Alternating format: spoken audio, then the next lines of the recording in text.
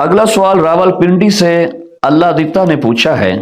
وہ کہتے ہیں کہ میں جھنگ سے گیا راولپنڈی کام کرنے کے لیے، تو میرے مستقل جو سائٹ ہے میری، یعنی کام کرنے کی جگہ، وہ راولپنڈی ہے، مگر کبھی درمیان میں ہمیں کام آتا ہے تو ہم پشاور چلے جاتے ہیں، تو کیا وہاں ہماری نماز قصر ہوگی یا نہیں؟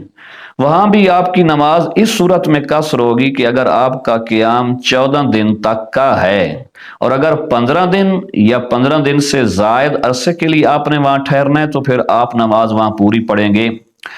اور جب آپ راولپنڈی سے چلے پشاور تک، جو رستے میں جو درمیان میں آپ کا جو سفر ہے، اس میں بھی آپ قصر کریں گے، اگرچہ وہاں آپ کا 15 یا 15 دن سے زائد قیام کرنے کا ارادہ ہے، چونکہ ابھی آپ رستے میں ہیں تو قصر کریں گے۔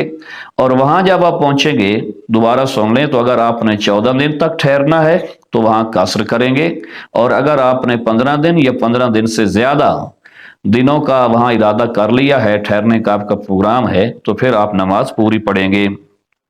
محمد مہدی حیات سوال پوچھتے ہیں، نماز میں خیالات آتے ہیں۔ جامع ترمذی میں حدیث ہے، حضرت ابو الدرداء رضی اللہ تعالی عنہ حدیث کے راوی ہیں۔ حدیث کا مفہوم ہے، نبی علیہ الصلوۃ والسلام نے ارشاد فرمایا، سب سے پہلے جو علم اٹھا لیا جائے گا وہ علم خشوع ہوگا۔ خشوع کیا ہے؟ ہماری جو اندر کی کیفیت ہے، قلبی کیفیت، باطنی کیفیت، جس کا اثر بہرحال ہمارے پارٹس آف باڈی پہ پڑتا ہے، نظر آتا ہے۔ خشوع کا مطلب ہے جھکنا، عاجز ہونا، ادب سے رہنا، دب جانا۔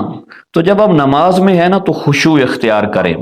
خشوع ہمیں خیالات سے بچائے گا۔ یوں سمجھ لیں کہ خشوع جو ہے وہ خیالات کے آگے ڈھال ہے، خشوع جو ہے وہ خیالات کے آگے ڈھال ہے، کہ جنہ کی حیثیت رکھے گا۔ تو اس کا طریقہ علماء کرام نے جو بتایا ہے خیالات سے بچنے کا، کہ جس بندے کو خیالات آتے ہیں نماز میں جو پڑھ رہا ہے نا اس پہ غور کرے۔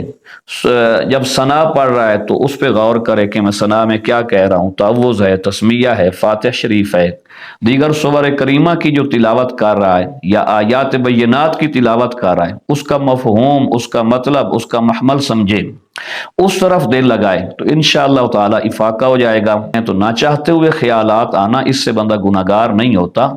جو خود خیالات ارادتاً اپنے عزم سے لے آئے اس سے حرج ہوگا۔ ویسے خیالات آتے رہتے ہیں، تو جہاں خزانہ ہوتا ہے وہاں ڈاکو چور آتے رہتے ہیں۔ صوفیہ نے، علماء نے تو یہی بات سمجھائی ہے۔